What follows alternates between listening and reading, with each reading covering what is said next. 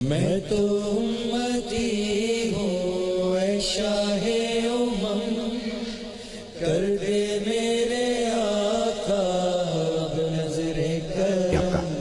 حضرت کیسے ہیں آپ؟ الحمدللہ۔ حضرت رمضان کے بارے میں تو انشاءاللہ بات کریں گے، لیکن جیسے کہ سلسلہ چلا آ رہا ہے ہمارے پچھلے چند پروگراموں سے کہ فرشتوں کے بارے میں بات کر رہے تھے، تو آج باری ہے حضرت اسرائیل علیہ السلام کی، جس سے ہم سب ڈرتے ہیں اور ان سے کوئی نجات بھی نہیں ہے، کوئی بچ بھی نہیں سکتا۔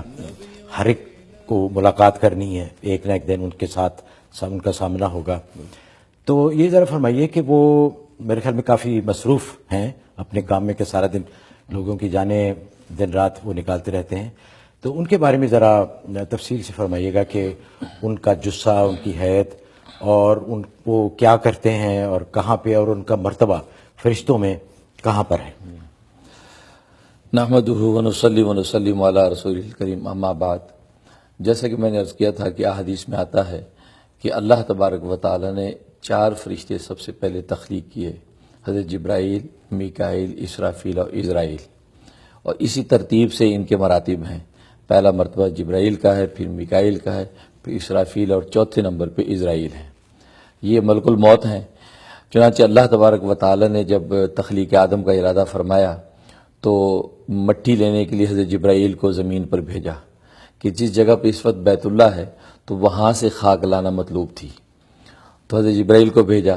تو جبرائیل جب آئے ہیں تو زمین نے پناہ مانگی اللہ کی، کہا کہ آپ جو ہے وہ نہ لے کے جائیے یہ خاک، اس لیے کہ اس سے جو ذریت بنے گی اس کا بہت بڑا حصہ جہنم کی آگ میں جلے گا، اس لیے میں یہ برداشت نہیں کر سکتی، تو میں تمہیں اللہ کا واسطہ دیتی ہوں۔ حضرت جبرائیل واپس چلے گئے۔ اسی طریقے سے پھر حضرت میکائیل کو بھیجا، اسرافیل کو بھیجا، حاملین عرش کو بھیجا، تو سب جو اللہ کا واسطہ سن کے واپس لوٹ جاتے تھے۔ تو آخر میں اللہ تبارک و تعالی نے حضرت اسرائیل کو بھیجا۔ تو ملک الموت جب آئے ہیں تو زمین نے حسب معمول وہی درخواست کی، کہا کہ میں اللہ کی پناہ لیتی ہوں کہ مجھے اللہ کا واسطہ ہے، تم نہ لے جا۔ تو حضرت اسرائیل نے فرمایا کہ میں بھی اللہ کی پناہ مانگتا ہوں اور اللہ کے امر کو پورا کرنے پہ مامور ہوں، تیری درخواست سے زیادہ مجھے اللہ کا حکم ہے، لہذا زبردستی وہ خاک وہاں سے لے گئے، جس سے تخلیق آدم کا سارا پروسیس سٹارٹ ہوا۔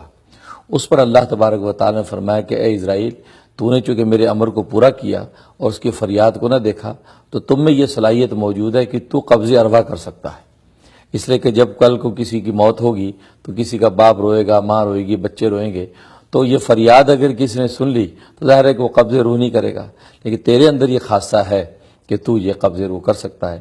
تو اللہ تبارک و تعالی ان کی ذمہ داری قبض ارواح کی لگا دی، چنانچہ وہ روحوں کو قبض کرتے ہیں تو دنیا میں جہاں۔ اچھا حضرت، ان کے بارے میں مشہور ہے کہ ظاہر ہے کہ جب جان کنی کا عالم ہوتا ہے، ہر کوئی مرنا تو نہیں چاہتا، کوشش یہی ہوتی ہے کہ جتنا بھی زیادہ وقت گزر جائے، لیکن کچھ چارہ نہیں ہے، حضرت اسرائیل سے فرار بھی ممکن نہیں ہے۔ تو یہ بھی ہم نے احادیث میں سنا ہے کہ جو نیک ارواح یا نیک لوگ ہوتے ہیں ان کو یہ بڑی اچھی شکل میں نظر آتے ہیں، اور جو بدکار لوگ ہوتے ہیں جنہوں نے گناہ کیے ہوتے ہیں ان کی جب جان نکالی جاتی ہے تو بڑی ڈراؤنی شکل ہوتی ہے ان کی۔ تو کیا یہ صحیح؟ وہ ایسا ہے کہ معراج کے موقع پہ جب سرکار دو عالم صلی اللہ علیہ وسلم تشریف لے گئے تو حدیث میں آتا ہے کہ ملک الموت سے بھی ملاقات ہوئی، تو اس کے 4 منہ دکھائے گئے۔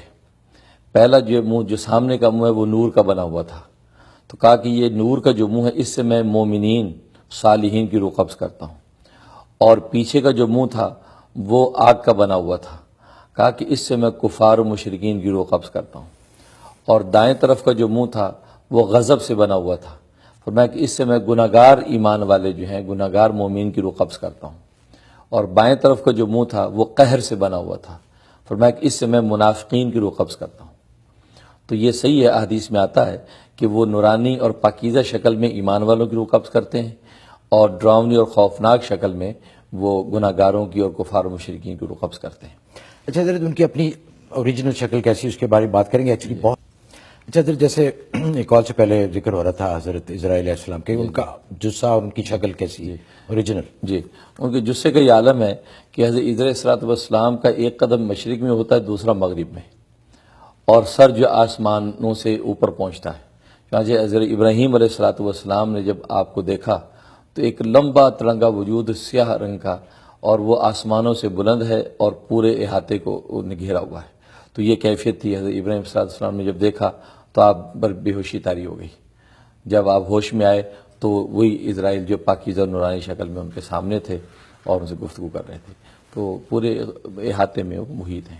اچھا حضرت، یہ حضرت اسرائیل سب کی جان خود نکالتے ہیں کیونکہ ہر سیکنڈ میں کوئی نہ کوئی کسی شخص کی جان جاری ہوتی ہے، یہ فوت ہو رہے تھے، یا انہوں نے کوئی اپنے اسسٹنٹ بھی رکھے ہوئے ہیں؟ یہ بہت اچھا سوال کیا یہ آپ نے کہ قرآن کریم میں تفوت رسولنا کے الفاظ ہیں.